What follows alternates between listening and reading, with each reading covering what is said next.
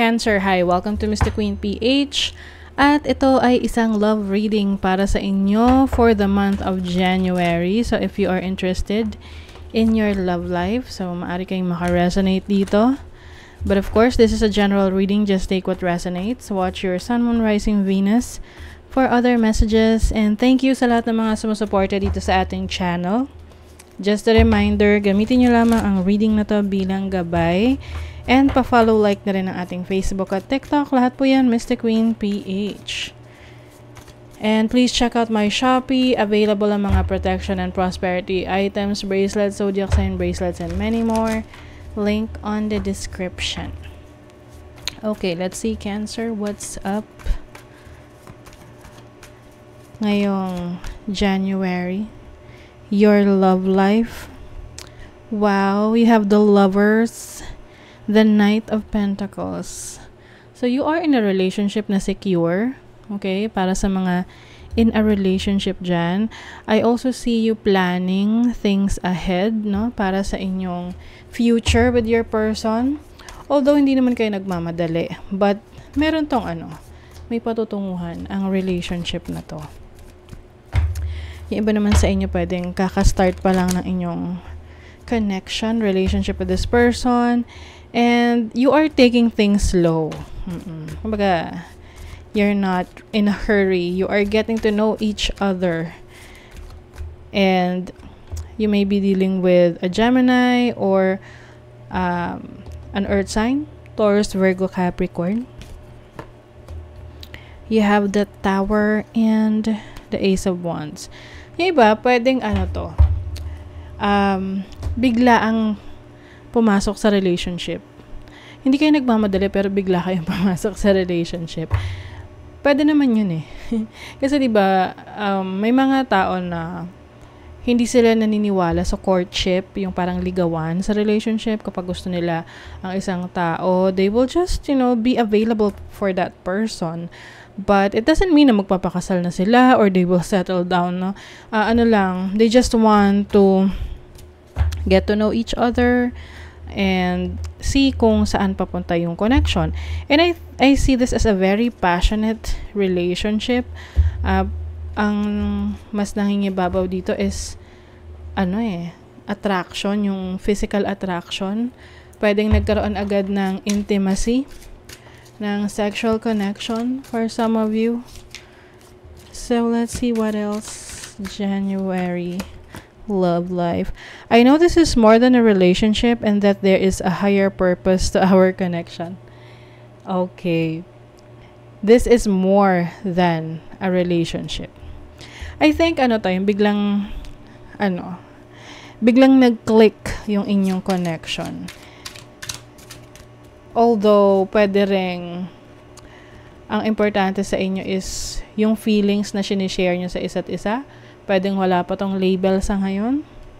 I feel the chemistry between us. We need to trust that energy we share will bring us back together again. Pwede ring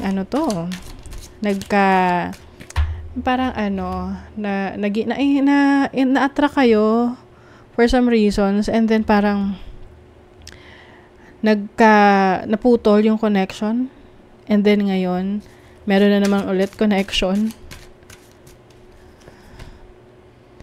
You are in your old patterns but can't see it. Pwede siguro meron kayong hindi gusto dito sa person na to na kaya nyong tanggapin or tipong manageable or bearable sa inyo.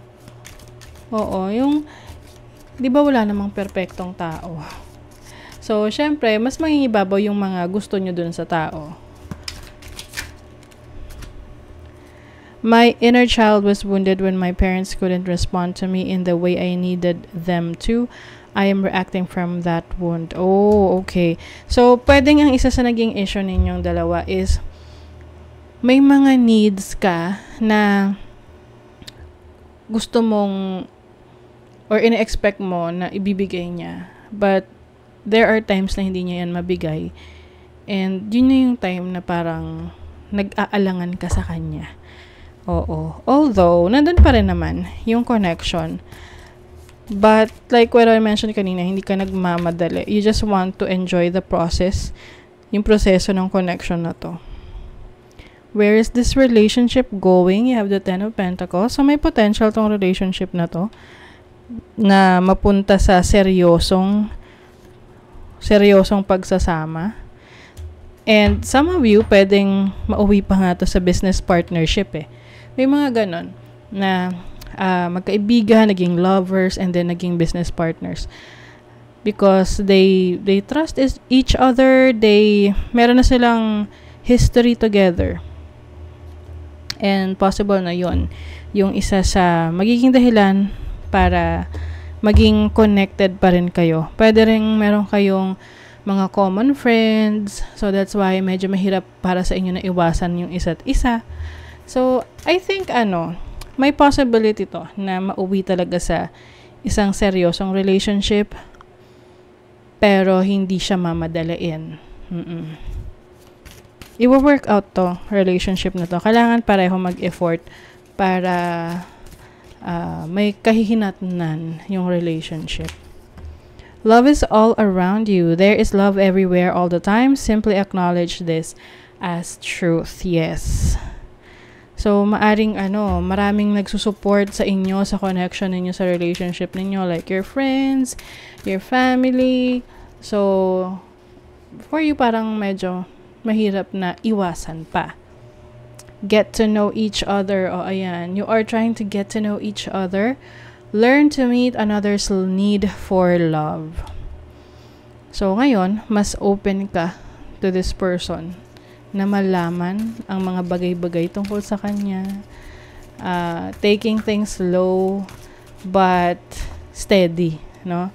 Slow and steady wins the race. Treasure your loved ones. It is important to love others deeply. Wow. So, maganda yung potential nito for you, Cancer. If you are planning to enter a very serious relationship in the future, maganda naman kasi na ang foundation ng connection relationship nyo is through friendship. You have respect para sa isa't isa.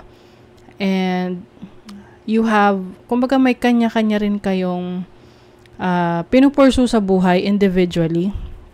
Hindi kayo umaasa sa isa't isa. And you are friends. Importante yan. And you are, parang maraming mga nakakonekta sa inyo na very supportive rin sa inyong binibuild na relationship. So, I see this as, parang pwede tong hindi mo inaasahan na magiging seryoso yung relationship kahit na biglaan yung pagkikita or biglaan yung naging decision nyo to have a connection or a relationship. Okay, so that is your reading, Cancer. Kung nagustuhan nyo ito, naka-resonate kayo, mag-comment kayo dyan. Like, share, subscribe para lagi kayo updated sa ating mga readings. Thank you so much, Cancer. See you again.